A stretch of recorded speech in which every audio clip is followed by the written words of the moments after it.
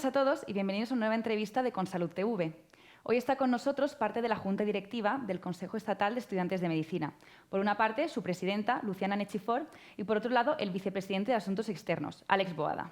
Muy bienvenidos. Muchas gracias. Muchas gracias. Lo primero que quería preguntaros es el escenario tan extraño que tenemos aquí en España, que es cada vez más facultades, cada vez cuesta más contratar médicos. ¿Por qué pasa esto? Sí, bueno, esto creemos que es algo que, bueno, cuesta un poco de entender y más que nada por también las decisiones políticas que se toman respecto a este tema, y es que estamos hablando siempre de que hay una falta de médicos y la solución parece que sea tener más estudiantes de medicina, ¿no? Y al final nos encontramos con que, bueno, se van abriendo facultades, pero este problema no se suple.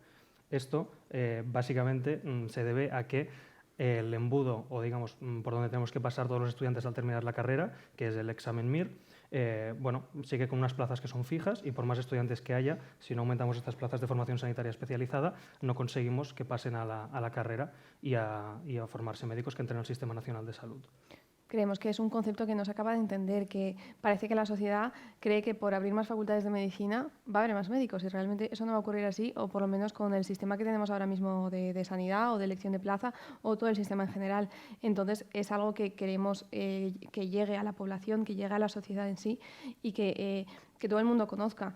Además, lo que defendemos principalmente no es la apertura indefinida de nuevas facultades, la subida indefinida de número de plazas MIR, sino el estudio de estas plazas, el estudio de cuánta gente, cuántos médicos se van a jubilar en los próximos años, porque van a ser muchos, pero cada vez van a ser más y la subida de número de jubilaciones va a ser exponencial.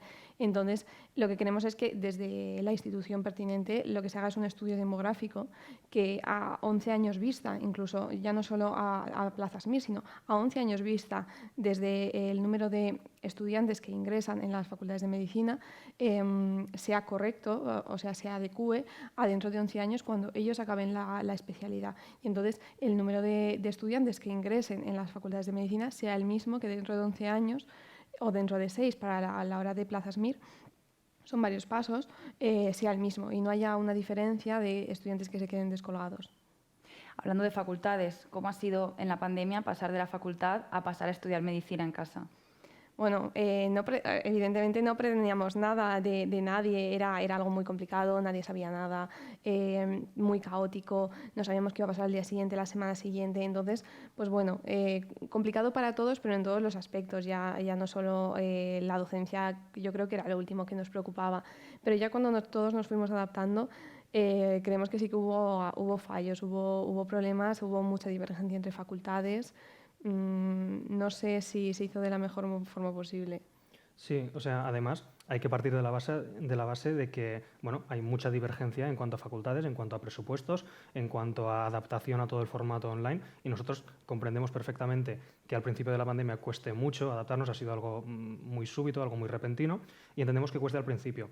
Y lo que pasa que después, con la evolución, intentar suplir todo lo que sería la docencia a nivel telemático, creemos que ha habido fallos, pero más o menos se ha conseguido llevar a cabo, se ha conseguido acabar el curso académico y empezarlo el siguiente. Y sí que hemos visto carencias que se han mantenido más tiempo, como por ejemplo el tema de las prácticas. Hubo facultades de medicina como la Universidad de Sevilla, como en Granada, como las facultades de Comunitat Valenciana, en las que las prácticas no hubo. O sea, no tuvieron prácticas, y esta formación, si estamos intentando formarnos como médicos y estamos formando a médicos que no han tenido trato con los pacientes, creemos que es algo que se nota después al terminar la carrera, con lo cual es algo que también hemos reivindicado bastante y que creemos que es fundamental en nuestra formación, por lo que es algo que hemos luchado bastante hasta poder conseguir. Y después de esta formación como estudiantes de medicina llega pues, el siguiente paso, que es el MIR, especializaros. La ministra de Sanidad, Carolina Darias, ha dicho que la elección telemática, que es un tema pues, que ha estado muy a la vanguardia, que ha sido de bastante agrado. ¿Qué opináis de esta elección telemática que no garantiza una elección de plaza en tiempo real? Evidentemente tenemos una opinión diametralmente opuesta. Hemos estado en contacto continuo con las opositoras que se presentaron el año pasado y estamos en contacto continuo de las que se presentan en futuros años. Entonces, hemos podido ver todo el proceso de evolución, tanto de incertidumbre desde un principio con la fecha como después con la elección de plaza. No podemos decir que haya sido de agrado para todo el mundo porque no era en tiempo real, aunque sí que conseguimos a través de mucha manifestación, mucha reivindicación y todo lo demás que se ha hecho, sí que conseguimos unos cambios, conseguimos que algunas de las condiciones que nos iban a dar sí se dieran, pero Aún así, el hecho de que los estudiantes eligieran entre 400, hicieran un listado de 400 plazas, siendo que había ventajas y desventajas entre los primeros y los últimos puestos, porque tú sabías que si eras el 401, evidentemente te iba a tocar muy probablemente la plaza que tú querías, pero si eras el 799, tenías que estar esperando durante un montón de horas ese correo a las 5 de la tarde para saber dónde te iba a tocar y qué especialidad te iba a tocar. No defendemos que se haga en telemático o presencial, lo que queremos es que se haga en tiempo real. Exacto. O sea, además, recuerdo que hacia finales del año pasado, cuando se estaba viendo cómo adaptar todo este tema, el CEN forma parte del Foro de la Profesión Médica Estatal, junto con colegios de médicos, con sindicatos, decanatos, etcétera. Y tuvimos una reunión con el Ministerio, con Carolina Darias y con todo el equipo del Ministerio de Sanidad para presentarnos cómo iba a ser el proyecto, igual que se reunieron después los opositores MIR y fueron presentando cómo iban a hacer esta elección telemática. Nosotros también tuvimos oportunidad de ver la plataforma, cómo funcionaba y tal. Y es cierto que es una adaptación a lo que ha surgido y que no defendemos que sea de un modo u otro, como bien comentaba Luciana. Lo que pasa que la precariedad que mostraba la plataforma, los errores que daban, los listados interminables y al fin y al cabo toda la problemática que daba es que no nos salía a cuenta. Y es decir, este año estamos también a la expectativa de cómo va a ser, porque también hay mucha incógnita de cómo se va a desarrollar este año, pero bueno, esperemos volver a conseguir este tiempo real o acercarnos lo máximo posible para no tener en tensión a unos opositores que ya llevan 7 meses o que llevarán 7 meses preparando un examen importantísimo como es el MIR para acceder a las plazas de especialización y que de momento no sabemos prácticamente nada. Y además de esta elección de plaza en tiempo real, ¿qué más reivindicáis los estudiantes? ¿Qué necesitáis? Bueno, tenemos muchos ámbitos de actuación. En temas de nuestra formación hemos visto, por ejemplo, que hay muchas carencias a nivel de salud mental, que era algo que es una carrera que es muy demandante, a la que ya de por sí conlleva mucho estrés y que con la pandemia y todo este caos se ha acrecentado bastante. Defendemos también temas de tener importancia de todas las especialidades, porque existen también pues, carencias, porque no en todas las facultades sean, por ejemplo, asignaturas o rotaciones de atención primaria. Es algo que intentamos reivindicar mucho como entrada a nuestro sistema nacional de salud, y también hay muchas carencias. En nuestra docencia se podría incidir mucho más en metodologías nuevas de aprendizajes, en hacer simulaciones.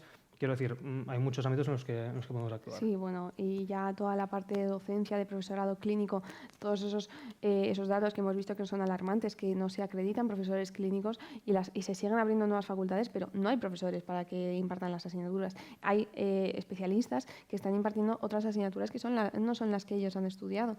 Entonces es realmente preocupante. Creo que los datos eran de 43 profesores el año pasado para 44 facultades. Es algo inviable. Aparte de eso, pues bueno, también diría que es muy importante ahora mismo la desinformación. Estamos haciendo los miércoles de Me Formo, que en ellos, muchos de ellos han ido sobre tema de vacunas, tema de desinformación, que ahora mismo están circulando muchos bulos, sobre todo respecto al COVID, pero también están acrecentando muchos otros. Y bueno, es que tenemos tantísimos que la lista es interminable. Y ya por último, Alex, Luciana, retos del CEM de cara, pues ahora que tenéis nueva junta directiva. Nosotros tenemos una hoja que elaboramos a principio de periodo que se llama hoja de retos y hay muchísimos, pero tenemos algunos que priorizamos porque evidentemente no, el que mucho abarca poco aprieta. Y diría que son el reto de salud mental, porque lo mismo que ha comentado Alex, estamos haciendo un estudio ahora mismo de estudiar las causas del deterioro de la salud mental del estudiantado, luego la docencia en el grado en medicina. Buscamos la unificación de los planes de estudio, no que sean todos los planes de estudio iguales en la de todas las universidades, evidentemente no les podemos pedir eso a las facultades, pero sí que sean equivalentes, que parece que todos los estudiantes de todas las facultades salen con los mismos conocimientos, pero no es real. Entonces, pues queremos que eso sí sea real y que los planes de estudio sean equivalentes. Y por último, nuevas facultades y números clausus. Es un reto que llevamos persiguiendo muchísimo tiempo, pero que vemos cada vez que hay que hacerlo más y hay que hacerlo por otras vías, porque lo hemos intentado mediante reivindicaciones, protestas, manifestaciones incluso, o sea, desde muchísimos ámbitos y no hemos conseguido gran cosa. Entonces, pues vamos a abordarlo desde otras formas, junto con decanatos, con la conferencia de decanos, para ver si podemos hacer algo para que se respeten esos números clausus.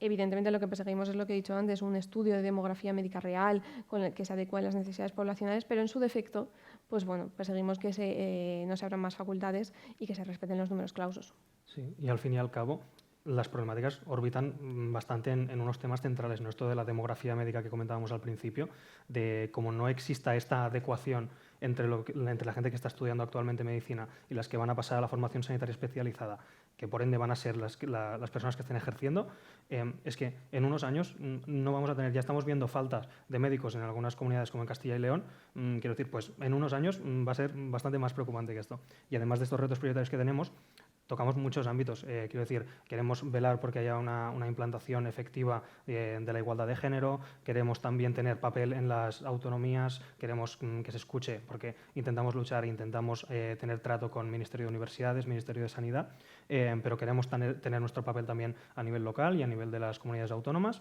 Y creo que estamos en una constante lucha y creo que va un poco acorde con la filosofía del CEM, de tener este espíritu crítico, de ser inconformistas y de luchar por lo que creemos que es las mejoras de nuestro sistema y de nuestra educación en general. Pues mucha suerte en esta nueva etapa y muchísimas gracias por haber venido a Consalud TV. Gracias a vosotros. Gracias.